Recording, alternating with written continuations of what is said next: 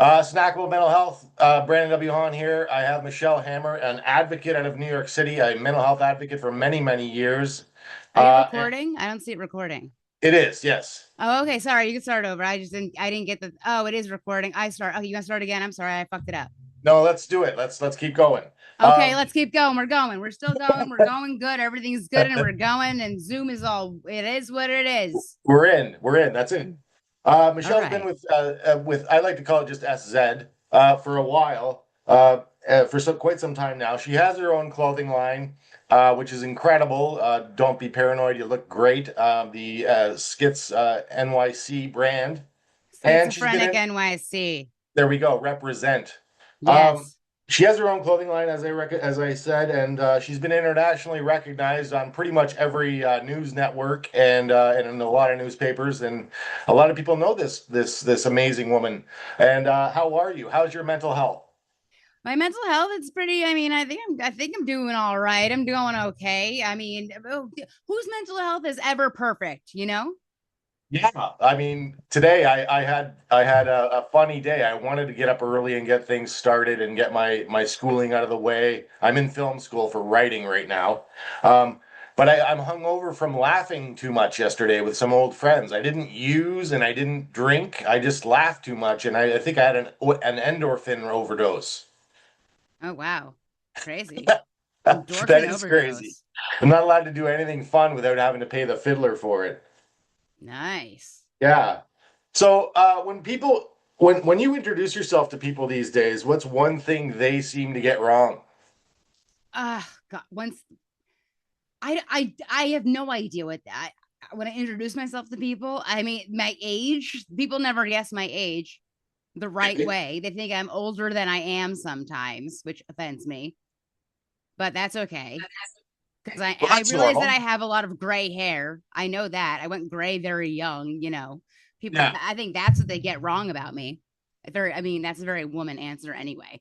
But That's yeah, that, well, that. that's great. Actually, that's not too bad. I mean, I would say I'd say you could pull off late 20s, early 30s. Oh, thank you. So I had to get my coffee over here. Yeah. Thank you for that. Well, we are on Zoom right now where there is that smoothing filter. So there's that Yeah, though. And I did put everything's on a face of doctored. makeup, you know, but in person, people just kind of see, ooh, what's that gray in your hair, you know? That's right. Mm-hmm. I'm thinning. That's my complaint. That's true. That's true. Men go bald. Men do go bald, and that does that.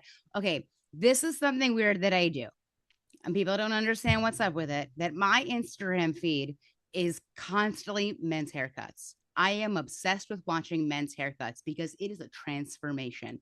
They always say the guy will say, "Bring me back." Bring me back. A guy with Yeah, long hair, and then that transformation, and they look 10 million times younger, and it's it's true. it's just something that I watch because it's like they'll be balding in the front, but then when they brush it all forward, you can't see the receding hairline, Yeah, and it's like, you hide the you did me good, you you hide know? the power alleys. Right. So like, because I think this happened to me because my dad has been bald my whole life, so like I've always just felt bad for balding men. So watching these haircuts, I'm like, look what these guys can do. Right. Guys Like, can do it. I love watching a man's haircut. I don't know the transformation.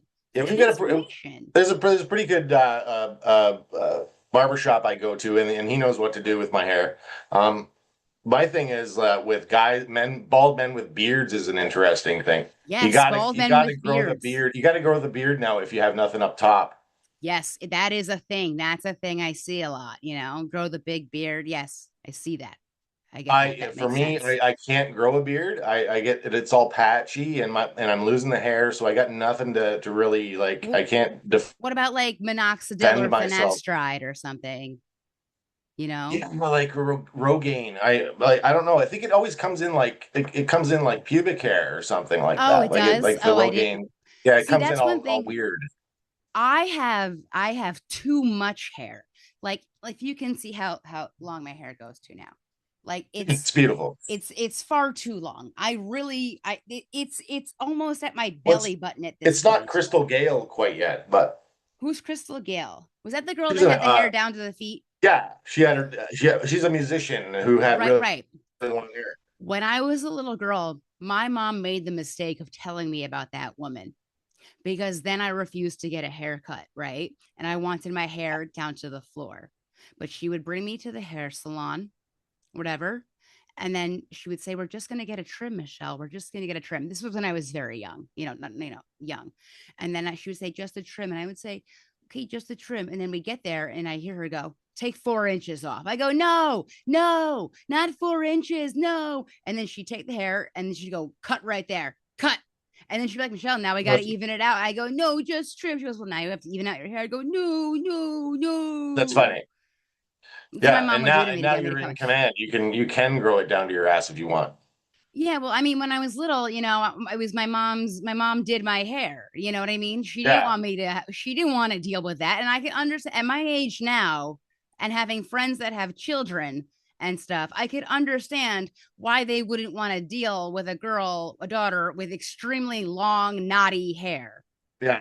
Because I you get gotta it. I understand now. At least I what can what a understand. dilemma that is for a parent, not only for a parent but for a kid that loves to keep hair. I'm not sure where we're going with that, but how did that even start? Where did we get up?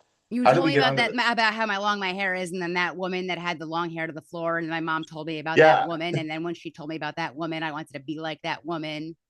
yeah. I Well, I I mean, I also because a lot of my hallucinations and delusions are okay. about things my mom did. So if I bring up to my mother something that happens, my mama always says it never happened. Always says it It's never awesome. happened. All of my delusions, all of my memories, she calls them all delusions. They're fake. They never happened.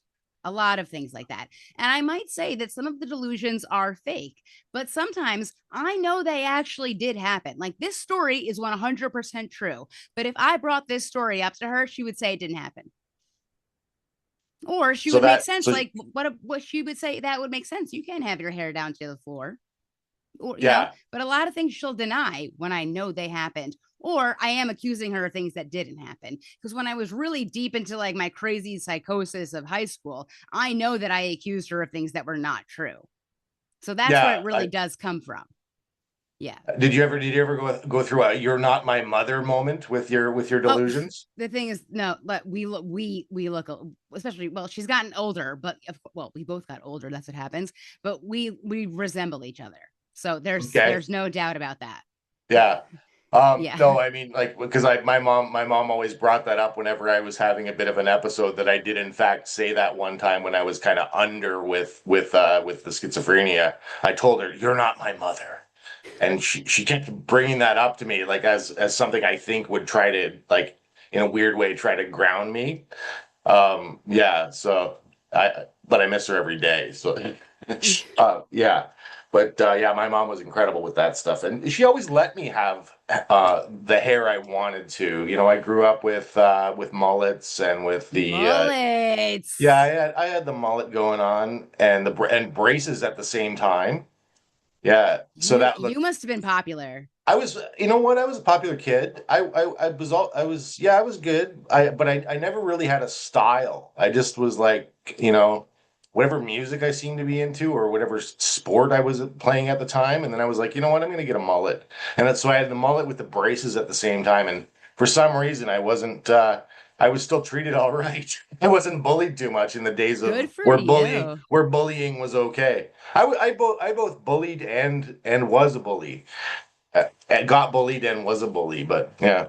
Anyway, I would say the maybe I was mullet. a little bit like that. Got bullied and was a bully. I only bullied Yeah, certain. I mean, you're actually, with the delusions, some of my friends, I would make stuff up about them too. And one of my friends was always like, "You always," she was like, "You accuse me of things that never happened. You say we have conversations that never happened. You always do this." And that's yeah, it. That's one of the things, eh? Like, stuff comes out of your mouth, or there's things about a conversation or a reality or a memory that you remember that they don't.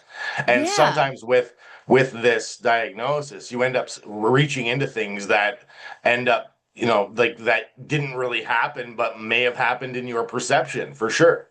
yeah. I during high school, I was extremely delusional. I remember like I was taking a test in like a social studies global test, And the whole test, I kept thinking, oh, I remember the teacher saying this. Oh, yeah, I remember the teacher saying this all throughout the test. And I got my test back and I failed because I was making that all up in my head. The teacher didn't say any of that stuff. Yeah, World War II didn't start in 1974. Yeah. I don't remember what the test was about, but I was wrong on all of it. But that's before everything like hit me, everything, all these symptoms.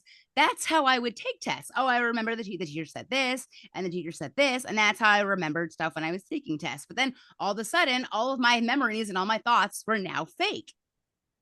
So it wasn't the same anymore. They were real to you. I'd be like, oh, I remember this happening. Oh, yeah. And then also like reading books became so much harder because I'm trying to read a book, but then it's like, ooh, what's happening over there? What's happening over there? You're so distracted. Concentration. And some of those books are so boring. Sometimes and also I used to get so overwhelmed when it was a big book. Like I remember we read Catcher in the Rye. That's a short book. It was calm. I could handle it. And then the next book we got was The Grapes of Wrath. Are you kidding me? That book is so big and it's so boring. I couldn't read it. I just couldn't read it. I couldn't. Did you get the Coles notes or the Cliff's notes? I tried to read the Cliff's notes, but even those were boring. And all I remember was the end. Did you ever read that book? Did you know? No, I haven't read it. I will never forget the end of that book. So the man is starving, and the woman, I don't even know any of these people's names because I don't remember the book, or I never read the book. She starts breastfeeding a grown man, and I'm pretty sure that's how the book ends. And that's the part I'll never end. And if anyone listening to this, now that's the only thing I know about The Grapes of Wrath. That's the only thing I'll ever remember because I was like, "What in the world? Why does the teacher have us reading this?" Yet when we were reading Catcher in the Rye, we weren't allowed to we had to staple together the chapter when he gets a hooker. That was stapled together. We were not to read that.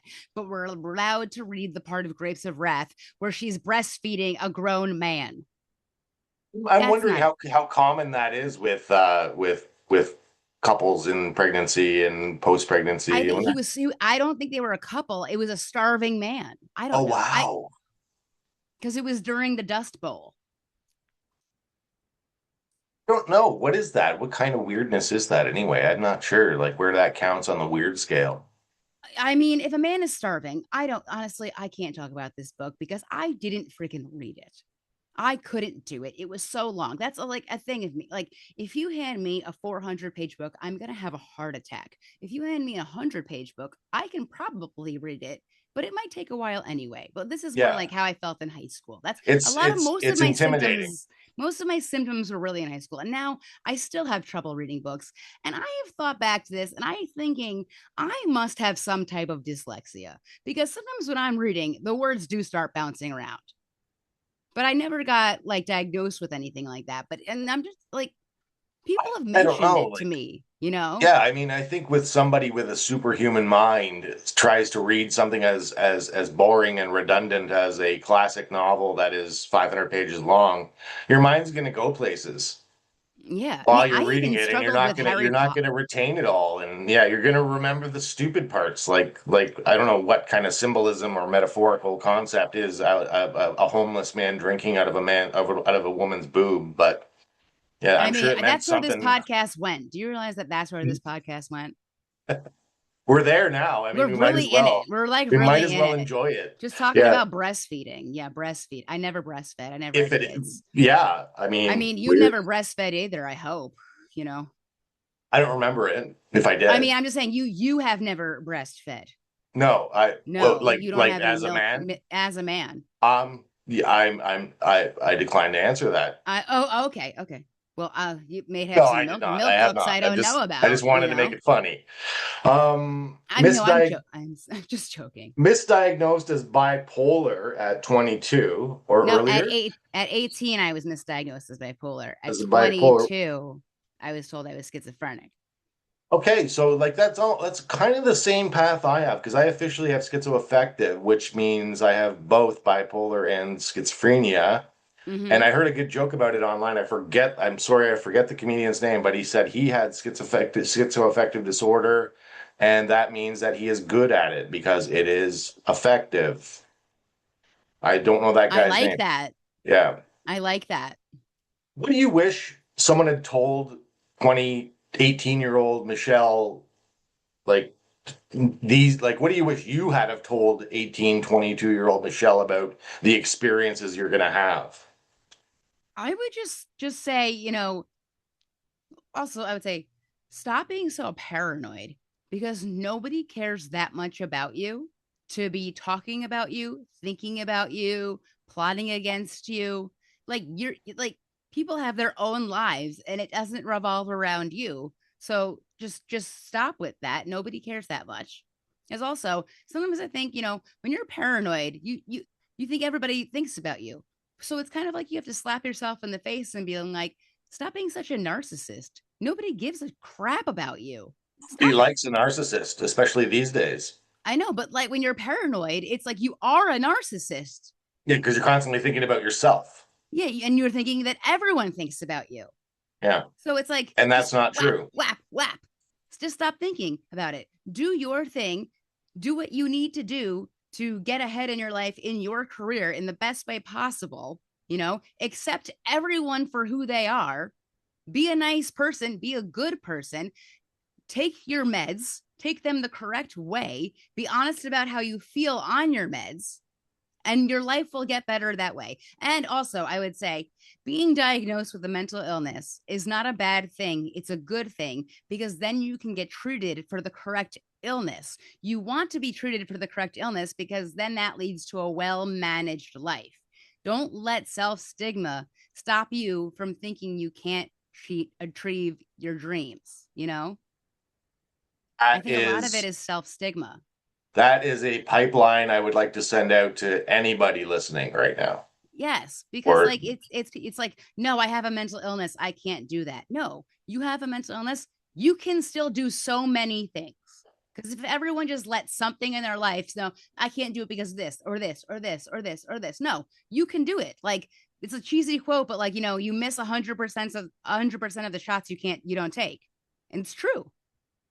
If you choose not to do something, if you don't do it, if you don't try, nothing's going to happen. And you could say that, are you talking about manifesting? I'm not talking about manifesting. I'm not saying that. But if you don't do anything, why wouldn't nothing's you going to talk about happen. I No, manifest because every day. no, I'm just saying, like, like, are you like bringing up, well, like, if you put that out in the universe and you try to do that, then it will happen, blah, blah, blah. I'm not Yeah, saying that it's meaning I'm trying to say manifest stuff, but if you try to do something, things can happen. If you that's try right. to Keep the do ball rolling. nothing will happen, you know? That's the quote of the day. If you try to do nothing, then nothing is going to happen. That Exactly. that you can get right every single time. Right. If you didn't email me to ask me to be on this podcast, I would not be on your podcast, right? Yeah. Why not try to get Hammer on the show? Exactly. And I did. Exactly. If you didn't try, then it never would have happened. Duh. There we Duh. are. And now here we are. You You just want got to to get try into everything. this is wicked. This is so cool. Do you want to get into because I have a problem with television and sometimes radio. Kind of it gets whatever's on the TV gets compromised to when I'm seeing it or hearing it. I sometimes think it's a delusion I have. I've had it for quite a long time. I've already kind of corroborated it with other people, not just schizophrenics. That do you believe sometimes the TV or the radio is directed at you? Sometimes it's like if there's a topic about something, I'd be like, why is this topic happening right now? That's Is this coincidence. Yeah, relating to my absolutely. life? Like, why is this like weird coincidence things, which I think are directed towards me, can make me paranoid, things like that, sort of a thing. I Yeah. think that one doctor I was with early on, this would be 93, he said that's called when I mentioned that to him, he said that's simply called magical thinking. Oh, okay. I didn't know that When was what it your was when called. your Yeah. brain kind of goes in one direction and 30 seconds later you see it somewhere. That's magical thinking. That's actually a not a it's a like almost like a good symptom of it's a cool symptom of some type of mental health condition. or a lot of mental health conditions. Oh, okay. Okay. Yeah. So that's is that okay to do that, or is that like a bad thing? I'm not, no, I think that that is, if you can do that all the time, I mean, direct your life by just thinking of things and having them come into your life. Like I know we're kind of on that angle right now, but wouldn't that be incredible? Like, Mm-hmm. I don't know. Just have you seen the movie The Secret? That was popular a few years ago. No, And it no. was about this kind of stuff. It was about, like as you said, put it out to the universe. The universe will conspire in your favor. I believe wholeheartedly in that. And not in a delusional or hallucinogenic kind of way. I think putting like asking of the world, your perception, your universe, asking for things that you want. When you go to bed at night, do you make your prayers, make your wishes about what you want to experience in the morning or the next day or the following week. And most of the time this stuff happens. Setting I mean, yeah, goals, realistic goals too, though. I mean, yeah, realistic we all goals. want a Yes, lot of money and we all want an amazing relationship and we all want things to go well with our work. Um, but yeah, like no, like just set small, manageable goals, realistic goals, and things can happen. I do things in manageable blocks, and that's how I'm handling things like snackable mental health, and that's how I'm handling things like film school. So, I mean, yeah, that here we are, right? And like in our little worlds together and ending up, and trying to make the best of it, regardless of what we're handed, basically, right, Michelle? exactly, exactly. We could be depressed and in bed saying we hate ourselves for being mentally ill, or we can live our lives to the fullest and try to educate people on mental illness and make them feel better for when they have a mental illness, and just just live our fullest lives, you know. I mean, Oh, there's people in such situations that, I mean, I get messages about people, they're like, when did you realize you had a mental illness? How did you accept that you had a mental illness? How long did that take? And people think that like it's so admirable that I speak the way I do, how I educate the way I do, and they ask me about their loved ones and all that stuff, and they think like it's so amazing that I'm doing this. And it's just like I'm so, sometimes I'm so like in shock that they're so grateful for sometimes posting certain things. And I'm like, I'm glad that I'm helping people, because sometimes I don't realize that I help people so much. and they So call it brave and they call it vulnerable and all that stuff. And I'm like, yes, and I feel the same way. It's like it's just something I do, and it's like a calling I've had for many years. Is not generally always with the idea of helping somebody. It's just kind of what I do, and that one of the amazing prescriptions I can give is maybe give people a little more insight into it, so it's not as hard exactly, because it was, exactly. yeah, something that I wanted to pass on to other people, and you're doing exactly the same thing on a different scale. I mean, my community's a little smaller than yours, probably about a tenth of the size of yours, um, but yeah, the message is getting out there that um, something as severe as schizophrenia is not a death sentence, and after a while you might end up being able to kind of enjoy your life with this thing and create some kind of superpower out of it, Michelle. The whole thing is that when I was diagnosed, there was really nobody to look to. I mean, that wasn't like, Ellen Sachs, a big professor, or like that John Nash, who was extremely smart, intelligent. There wasn't just some person. So I was just like, I'm gonna just start telling people. There was a few different reasons why I became public about schizophrenia, but I was just kind of like, I'm just gonna do this thing, start a clothing line, tell all my friends, be vocal, and like, my doctor was like, "Are you sure you want to tell everyone?" When I spent $500 on a bunch of t-shirts, my mom called my doctor and was like, "What is she doing now? Is this some crazy thing idea that she has?"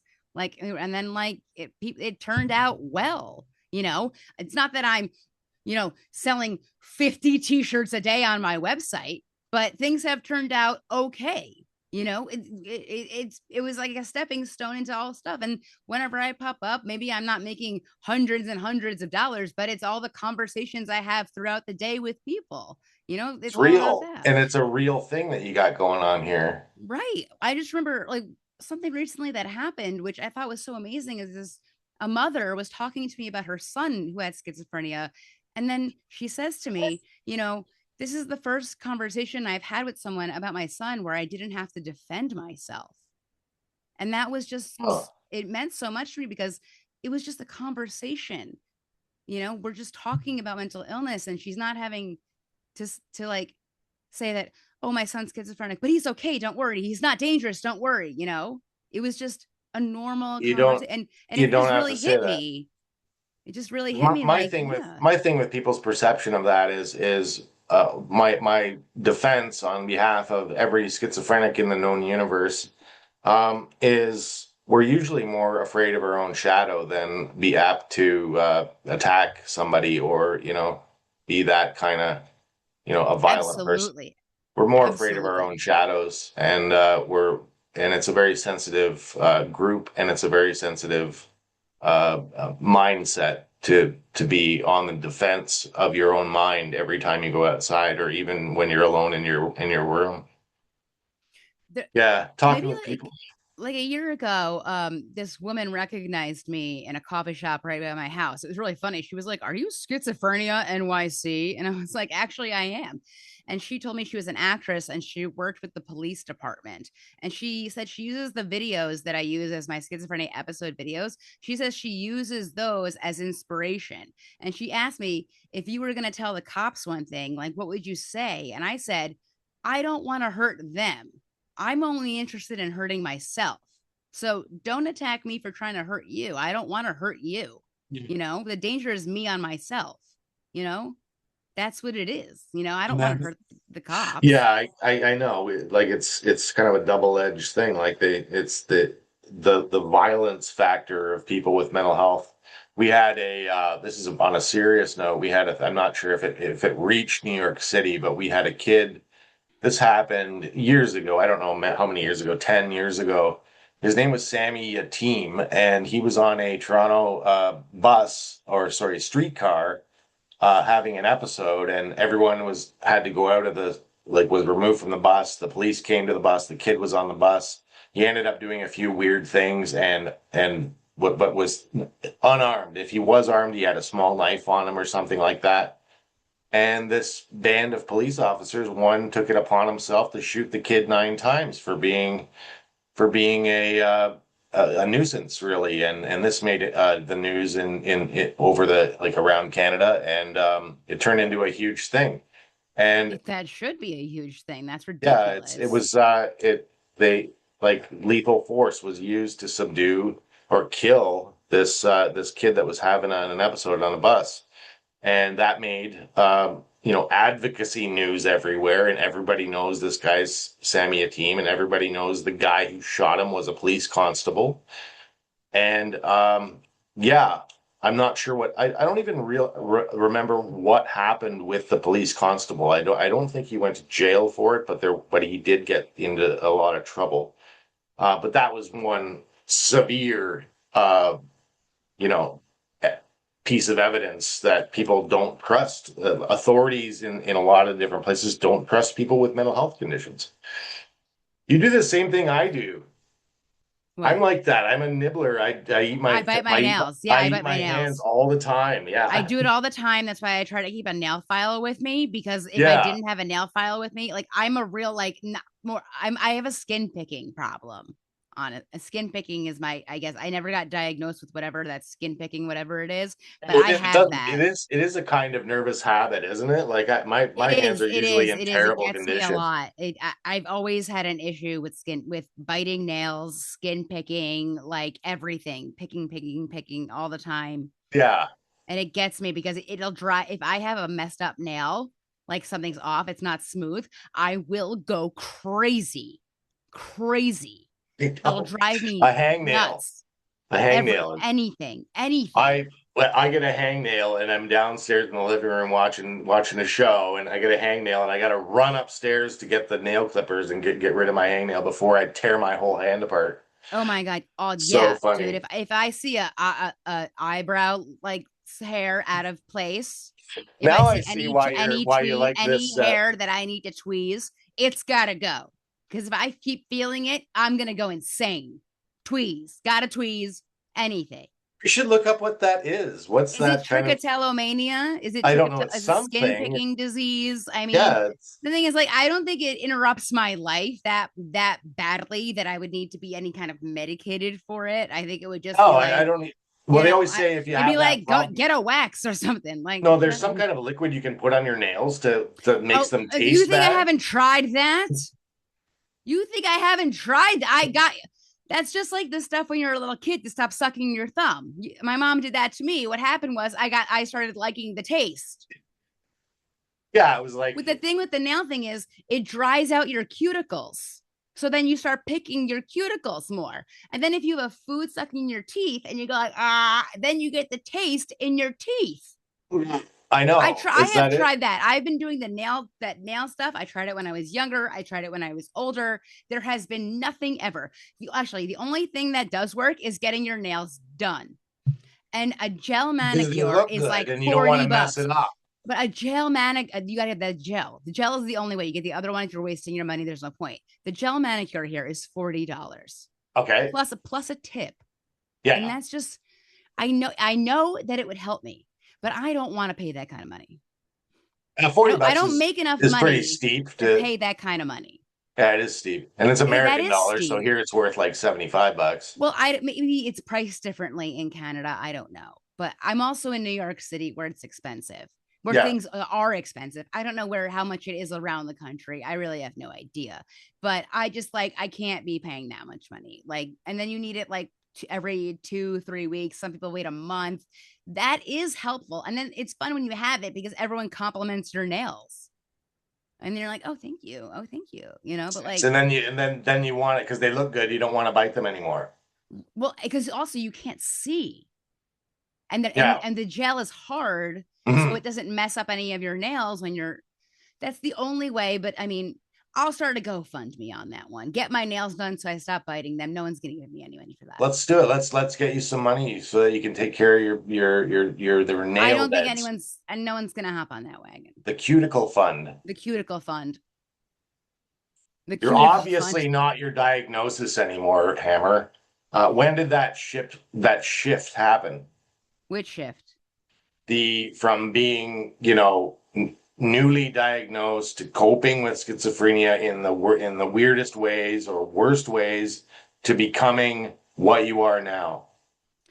Oh, I kind of just learned to embrace it. Honestly, so I started working in New York City and I learned that I could not keep a job. So I, in 5 years, had around 10 jobs and I just got fired from all of them. Not because of my skill as a designer, but always just symptoms of schizophrenia, just messing me up in some way, like office politics, sitting at my desk the right way, being able to handle everything, understanding instruction, being confused, all different reasons, messing things up at different times. So I was like, I'm going to start my own business. That was one reason I wanted to start my own business because I was like, I can't do this anymore. This is devastating every single time. Because also, my portfolio was perfect because I could do the work. I was good at the work. Everything was fine, so I could get jobs very easily. It was just everything else I could not do. Hear So that? I was like, I'm going to start my own business for doing that, and then the other thing was started with wanting to do that. I wanted to tell everyone that I had schizophrenia was part of it. And then there was probably another reason why I wanted to start it. I'm going to tell you about schizophrenia. I want to start my own business. Oh, and I wanted to make a difference for the mentally ill, homeless, and just the mentally ill population of New York City. It's supposed to be like 1 in 5 people, but it's probably more like 1 in 4, I think. So once I did that and felt That's more than herpes. that's funny. That's funny. That actually is really funny. Sorry. And that's one thing I don't have, or I think I don't have. Well, yeah, we You might. never Yeah, know. yeah. Don't isn't this like My people joke, have my herpes joke but on that don't is if know? you've had sex with more than 5 people, you probably have been exposed to it. Well, then we don't know how many times over I've been exposed to it. So I just by doing this, just by doing, I just and popping up and talking to people, I became more confident in that way just because I found people like were supporting me, you know? And if anyone didn't support me, they weren't talking to me and telling me that, you know? So becoming the person I am now is just from people saying that I'm doing a good thing, liking what I'm doing, Absolutely. This is supporting like, me, and no yeah, one really putting me down because of it. So I just became a better person because of that, being stable, working with my doctor on medications. And, you know, when you make a speech somewhere and then everybody claps and afterwards everybody tells you you did amazing and people want to talk to you, it's like, wow, people like me. This is amazing. Like, because in high school, I would have never imagined I would make a speech somewhere. People would give me a standing ovation, and then people want to meet me. Because in high school, I was very introverted. I did not like myself. I thought I was stupid. I thought I would never make a speech because of my anxiety, and I hated making speeches in front of classes.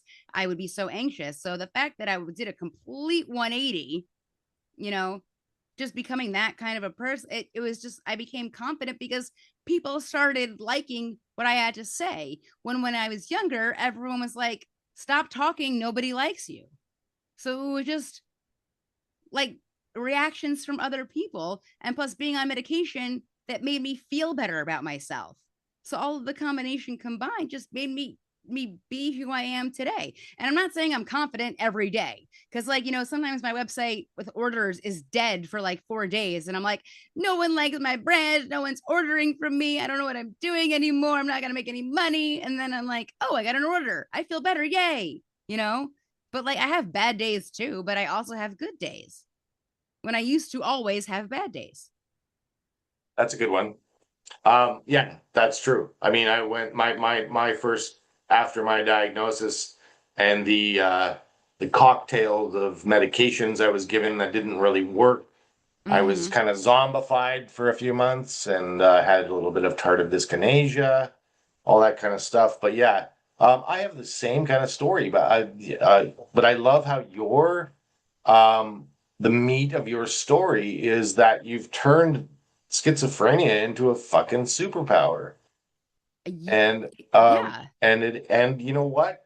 I agree with it. It can be turned into that. Sure we do. We have our bad days. Today for me was a little bit of a bad day. I felt really sluggish and tired, and but it had nothing to do with my mental health. I was just sluggish and tired today. If today was a normal work day, I would have called in sick. And it's funny how an endorphin overdose can create some kind of weird burnout for that lasts only like 5, 6 hours. Yeah. Yeah. No, that completely makes sense. You So know, yeah, recording yourself is the bravest thing I've ever seen online with someone who's been diagnosed. yeah. Yeah. I know. When you watch them personally, does it teach you anything? I mean, the whole thing with that, like the first time I recorded myself, I was trying to explain to my doctor, like, I was like, I can't stop talking to myself. I just cannot stop talking to myself. He goes, can you record it in some way? I set up my computer, like, there's that photo booth recording thing on your computer that Macs have. I was just looking to the distance, and then I like snapped out of something and I was like, oh, I don't think I got anything. Let me watch that video back. And it was the craziest video. And I was like, what am I doing? Oh my God. So I put it on YouTube as a private video that you can only share it with some people. And I shared it with my doctor. And then he goes, you put that on YouTube? I go, no, it's private. And he was like, yeah, like you had music playing on it, because I thought if I had music playing, I would distract myself enough. And he's like, I wanted to know what you were saying or what you were thinking about because that video. And then one day I just made that public, and I was like, yeah, I just want to just show people like what it is, because when you think that somebody with schizophrenia is having like an episode or something, you're going to think they're running around all over the place. They're being dangerous, maybe with a knife or a weapon. They may be naked, half naked, running around. They're having it, they're hurting people. No, this is me sitting on my couch, talking to absolutely no one, thinking it's Yeah. a conversation, but I'm looking just like I'm talking to somebody. I might be doing something stupid, might start standing, start doing whatever.